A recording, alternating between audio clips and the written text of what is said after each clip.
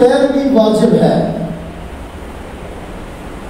امت مسلمہ کے لیے، صحابہ کرام کی پیروی واجب ہے۔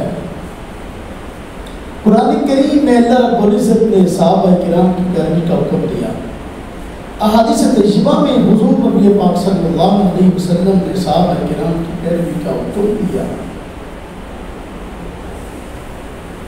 اللہ پاک قرآن کریم فرماتے ہیں السابقون الاولون من المہاجرین والانصار والذین اتبعوہم بإحسان، کہ جو لوگ جنہوں نے پہل کی ایمان لانے مہاجر صحابہ ہیں یا انصار صحابہ ہیں، پھر وہ جنہوں نے ان کی پیروی کی دیکھی یہ کام کی، یہ پیروی کرنے والا اللہ پاک ان سے راضی۔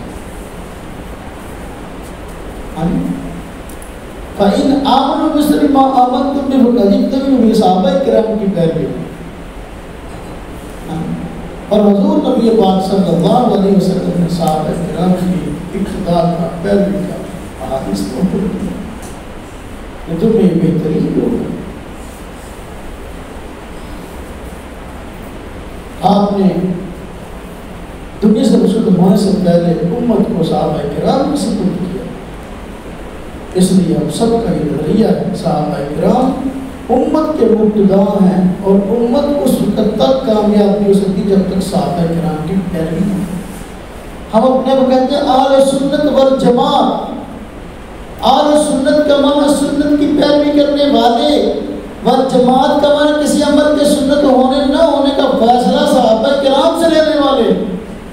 وہ عمل سنت ہوگا، اس عمل کے کرنے پر ثواب ملے گا جو صحابہ کرام نے کیا، اور جو عمل صحابہ کرام نے نہیں کیا اس عمل کو نہ ہم سنت کہہ سکتے ہیں، اس عمل کو نہ ہم باعث ثواب کہہ سکتے ہیں۔ صحابہ کرام رضوان اللہ تعالی علیہم اجمعین،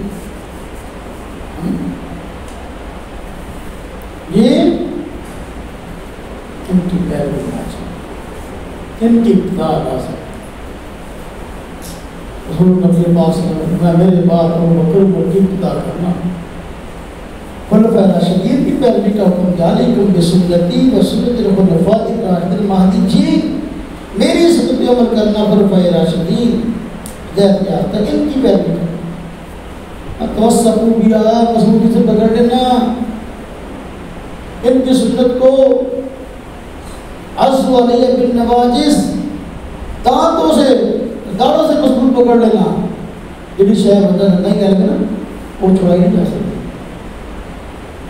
ایاکم محدثات الامور، دین میں نئی نئی کام باتیں ایجاد کرنے سے بچنا، کل محدثۃ بدعہ، ہر نیا کام دین کے اندر بدعت۔